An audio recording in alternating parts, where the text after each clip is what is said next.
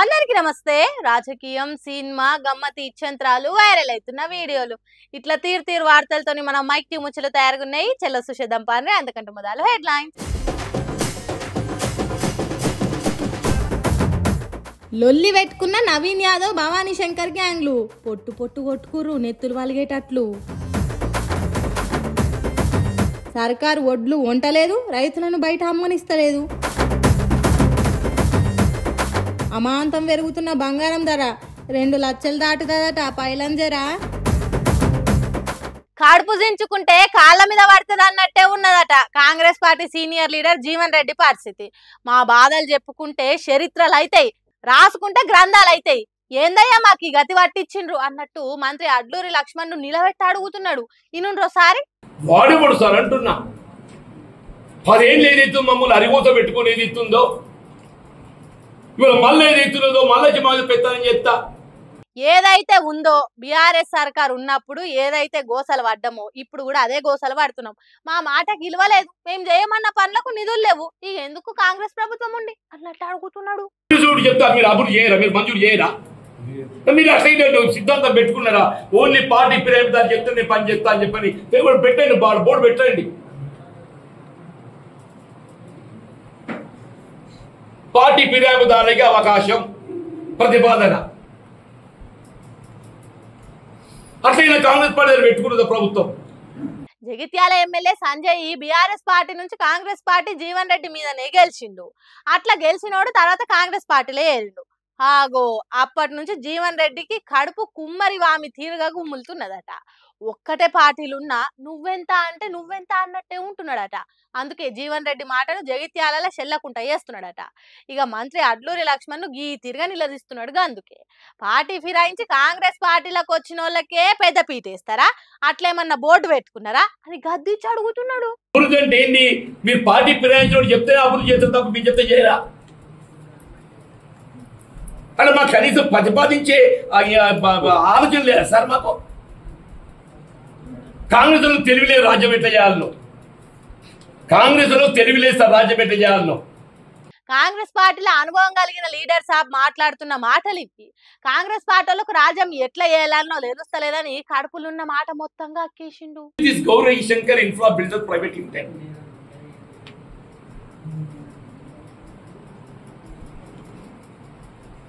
మున్సిపాలిటీల work వచ్చినా వాడే చేయాలి, వాటర్ వర్క్స్ వర్క్ వచ్చినా వాడే చేయాలి, గోదాములు వచ్చినా వాడే చేయాలి.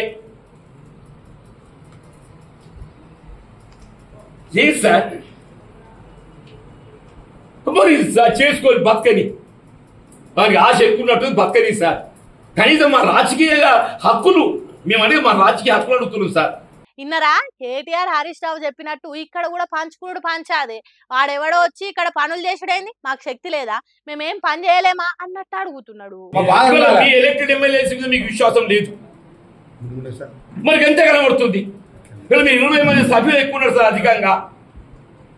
వీళ్ళు కాంగ్రెస్ పార్టీ ఎలక్టెడ్ ఎమ్మెల్యేస్ కును బీఆర్ఎస్ మధ్య వ్యత్యాసం ఏదైతున్నదో ప్రతిపక్షాల మన మధ్య 20 సంఖ్య ఉంటుంది సార్ అంటున్నాను. ఎంఐఎం కూడా ఇండిపెండెంట్ పక్కన పెట్టండి,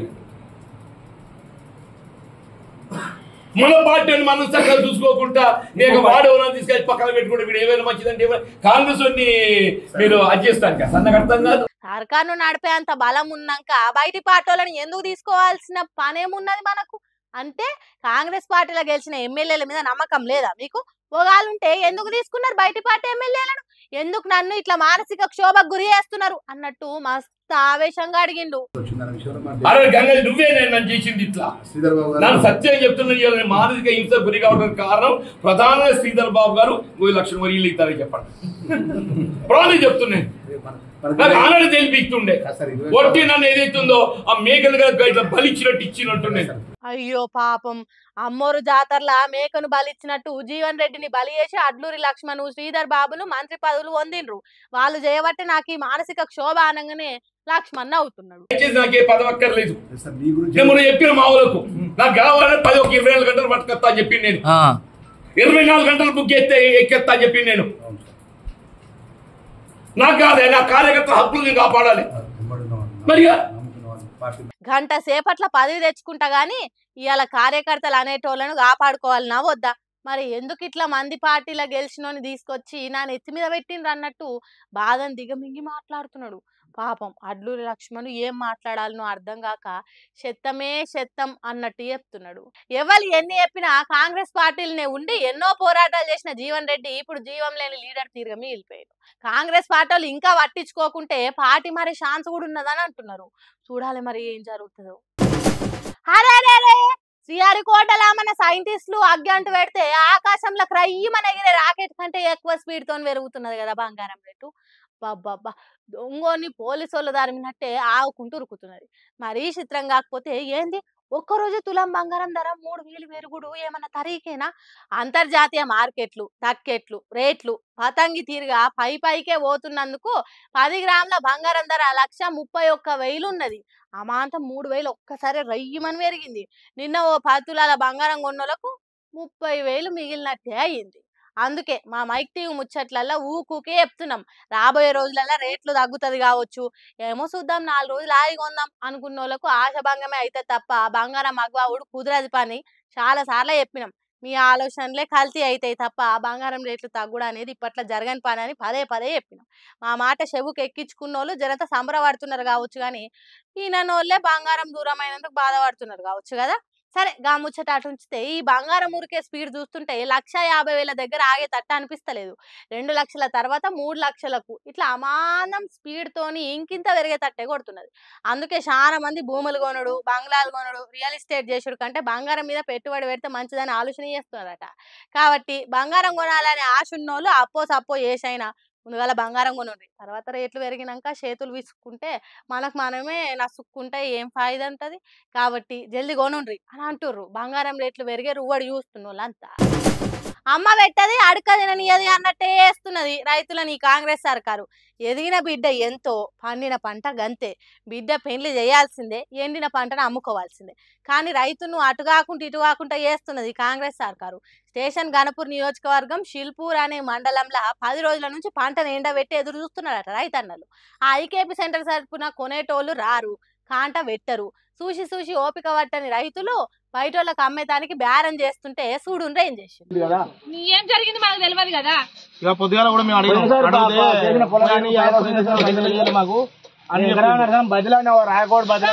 సంచులు నింపి కుట్లేసినాక అట్లెట్లా అమ్ముతారు, మేమున్నాక అన్నట్టు మాట్లాడుతున్నారు. ఇప్పుడు వచ్చి మాకెందుకు చెప్పలేదు అన్నట్టు మాట్లాడుతున్నారు. 10 రోజుల నుంచి ఎంత బతిలాడినా మీరు మా దిక్కే చూడలేదు అన్నట్టు రైతులు అంటున్నారు. అయినకుండా పోలీసులను పిలిపించి అమ్మిన వడ్లను వాపస్ తీసుకున్నారట. 10 రోజులు ఆరబోసి సొమ్మసిల్లినం. ఈ వానలేమో రైతులను దరిమినట్టే ఎన్కూరుకొస్తున్నాయి. ఎన్ని రోజులని చూడాలి? ఒడ్లు మక్కలు మొలకలకు వస్తున్నాయి, ఎటు కాకుండా వేస్తున్నారు మమ్మల్ని అన్నట్టు రైతులు తిప్పబడుతున్నారట. ఇంత ఘోరంగా ఎప్పుడు కాలేదు. ఏందో ఏమో ఈ కాంగ్రెస్ సర్కార్లో ఆ పంటకు యూరియా దొరకది, ఎట్లనో తీరుగా పంటలు పండిస్తే అమ్ముకోకుండా వేస్తున్నారు. ఇట్లయితే రైతులు ఏం కావాలనో ఏమో పోన్రి అని అనుకుంటున్నారట రైతన్నలంతా. ఇత్తొకటి పెడితే షెట్ ఒకటి మొలుస్తుందా? జూబ్లీహిల్స్ కాంగ్రెస్ పార్టీ తరఫున ఎసోంటి క్యాండిడేట్ నిలబడ్డాడో ఆ గోసోంటోలే ప్రచారంలో తిరుగుతుంటే ఏమైందో చూడండి ఒకసారి.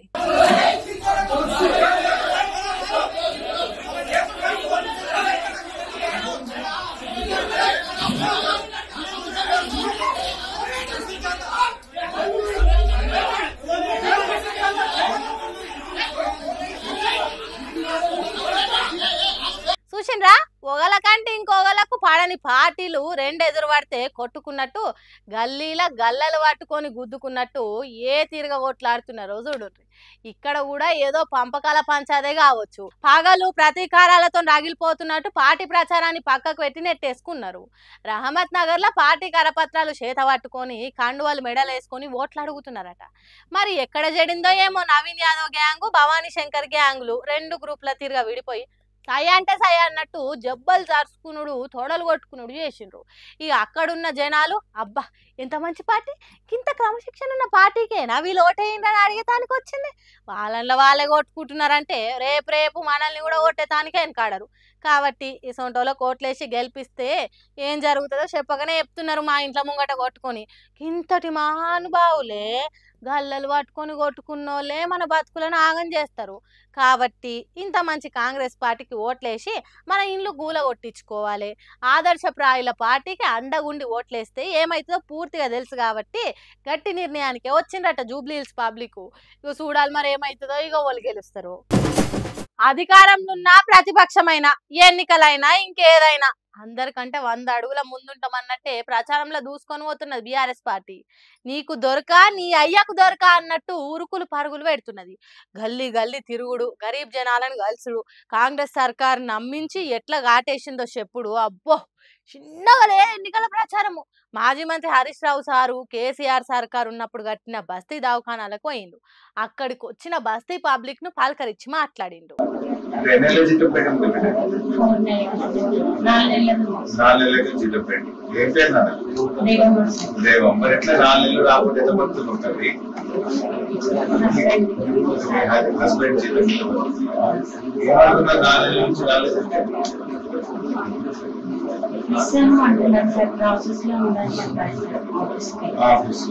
ఒకటో తారీఖే జీతం వస్తుంది అందరికి పక్క అంటున్నారు. మరి మీకేమో 4 నెలలు రాలేదా? మీకమ్మా 6 నెలలు రాలేదా? నీకు 4 నెలలు, నీకు 6 నెలలు. ఒక్క నెల జీతం పడకుండానే పానం ఆగమవుతుంది. 3 నెలలు 6 నెలలు జీతాలు ఇవ్వకుండా బస్తీ దవాఖానాలలో పనిచేసేటోళ్ళ జీవితాలతోని ఆడుకుంటున్నదట సర్కారు. కానీ సర్కారేమో 1వ తారీఖు జీతాలు టంచన్ చేస్తున్నాం అన్నట్టు చెప్పుకుంటున్నారు. కింది స్థాయిలనేమో గిట్లున్నది అన్నట్టు వివరిస్తున్నాడు హరీష్ రావు సారు. ఇక తర్వాత మీడియాతో మాట్లాడుకుంటా కొత్త వైన్ షాప్ల కోసం అప్లికేషన్లు తీసుకుంటే 2 లక్షలు కాదు 3 లక్షలు పెట్టిండు. అప్లికేషన్ 3 లక్షలు పెట్టి వసూలు చేసుకుంటుండు. అరే ఆయనకు పైసలు తక్కువ వచ్చినాయి, అప్లికేషన్లు ఫుల్ రాలేదట. ఇప్పుడు అడగకుండానే ఇంకో వారం రోజులు ఎక్స్టెన్షన్ ఇచ్చిండు. అంటే ఇంకా కొన్ని అప్లికేషన్లు రావాలి, ఇంకా కొన్ని దుకాణాలు పెట్టాలి, ఇంకా పైసలు సంపాదించాలి, జనం తాగాలి, ఊగాలి, రేవంత్ రెడ్డి కిట్టి నిండాలి. ఇంతేనా నీకు? ప్రజల మీద సోయి లేదు. మరి కేసీఆర్ కిట్ ఎందుకు అంతలేదు? బస్తీ దవాఖాన్ల జీతాలు ఎందుకు వస్తలేవు?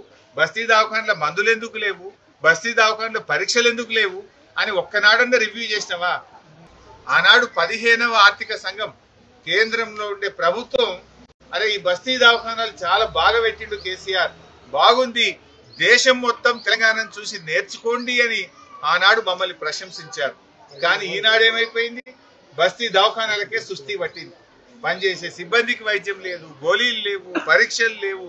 ఆ డాక్టర్ అమ్మ చెప్తుంది అన్ని స్ట్రీట్ డాగ్స్ సార్, పొద్దున డ్యూటీకి వచ్చేటప్పుడు పోయేటప్పుడు ఏడ కుక్కలు కరుస్తాయని భయంగా వస్తున్నాము అని చెప్పి ఆ డాక్టర్ అమ్మ చెప్తున్నటువంటి పరిస్థితి. అంటే జిహెచ్ఎంసీ అసలు పనితీరు బాగలేదు. ఎట్లా బాగుంటది? రాజు మంచోడైతే రాజ్యం బాగుంటది. అసలోడే కరెక్ట్ లేనప్పుడు జిహెచ్ఎంసీని అని ఏం లాభం సారు? ఇట్లా జూబ్లీహిల్స్ నియోజకవర్గంలో తిరుగుకుంటా హరీష్ రావు ప్రచారం చేస్తుంటే ఇంకో పక్క ఖైరతాబాద్ లో కేటీఆర్ తిరుగుతున్నాడు. అక్కడున్న బస్తీ దవాఖానకు పోయి సర్కారు చక్కదనం ఎట్లున్నది అనేది అడిగి తెలుసుకున్నాడు. ఇక్కడ కూడా అంతే, జీతాలు పెండింగ్, నౌకర్లు చేసేటోళ్ళ కడుపులు మండింగ్ అన్నట్టే ఉన్నది.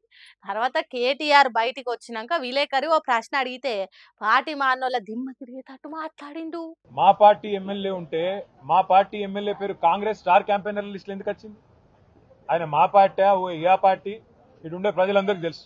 ఏ పార్టీలో గెలిచిండు, ఏ పార్టీలో వేయిండు, అందరికి అన్ని ఎరికే. అంత పిచ్చోళ్ళు ఎవరు లేరు. కాంగ్రెస్ వాళ్ళు అనుకున్నంత పిచ్చోళ్ళు తెలంగాణలో ఎవరు లేరు. మా పార్టీ ఎమ్మెల్యే పేరు కాంగ్రెస్ స్టార్ క్యాంపెయినర్ లిస్ట్ ఎట్లా వస్తుందా? దానం నాగేందర్ పేరు స్టార్ క్యాంపెయినర్ కాంగ్రెస్. ఏమైనా నీతి ఉందా వాళ్ళకు? ఏమైనా రీతి ఉందా? అసలు ఏమైనా ఇజ్జత్ ఉందా అంటున్నాను నేను కాంగ్రెస్ పార్టీ. ఎంతసేపు కొట్లాడుకున్నాడు, ఎంతసేపు అని. ఇంకోటి ఎమ్మెల్యేలకు కూడా పార్టీ మారిన వాళ్ళకి ఏమైనా సిగ్గుందా? అది ఏ పార్టీలోనే ఉంటే చెప్పలేని దౌర్భాగ్యం ఏంది నాకు అర్థం కాదు.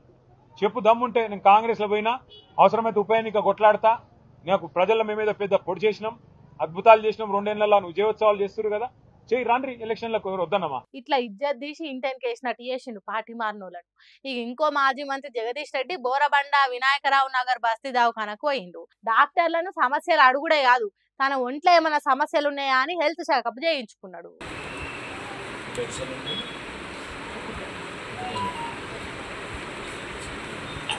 బీపీ షుగర్ హార్ట్ బీట్ అన్ని చెక్ చేయించుకున్నాడు. తర్వాత కేసీఆర్ సారు పట్నం పబ్లిక్ కోసం చేసిన సౌలతులు ఇవి ఎంత మంచిగా చేసిండ్రో చూడుండ్రి. అంత బాగా చేస్తే రేవంత్ రెడ్డి వచ్చినాక డాక్టర్లకు జీతాలు ఇచ్చే పరిస్థితి లేకుండా చేసిండని చెప్పిండు. ఇంకో దిక్కు కంటోన్మెంట్లు ఉన్న బస్తీ దవాఖానా బయట బీఆర్ఎస్ లీడర్ మన్నె క్రిషాంక్ నిలబడి పబ్లిక్ ఇచ్చిన మందు గోళీలను పరీక్ష పట్టి చూసిండు.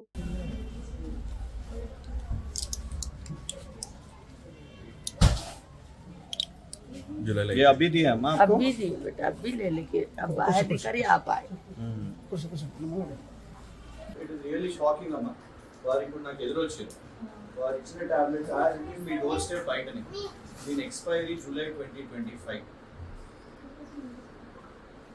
ఇట్లా ఎంత బాగా చేసిండో చూడుండ్రి మన రేవంత్ రెడ్డి బస్తీ దవాఖానాలు. పానాలు కాపాడాల్సిన మందు గోళీలు పానాలు తీసేటట్టు తయారు చేసిండు. ఏంది గిట్లెందుకు ఇచ్చిండ్రు అని అడిగితే నీళ్లు నమ్ములుతున్నారు అక్కడ ఉన్నోళ్ళు. ఎందుకు ఇట్లా ఇచ్చిండ్రు అంటే ఇబ్బంది పడకుండా సిబ్బంది ఏం చెప్తున్నారో ఈయనుండ్రి. ఆమె పాపం పిలవలేదు మమ్మల్ని, సడన్ గా మేము వచ్చినాం. ఆమె డోర్ బయటికి రాగానే జాగ్రత్తగా ఉండాలి.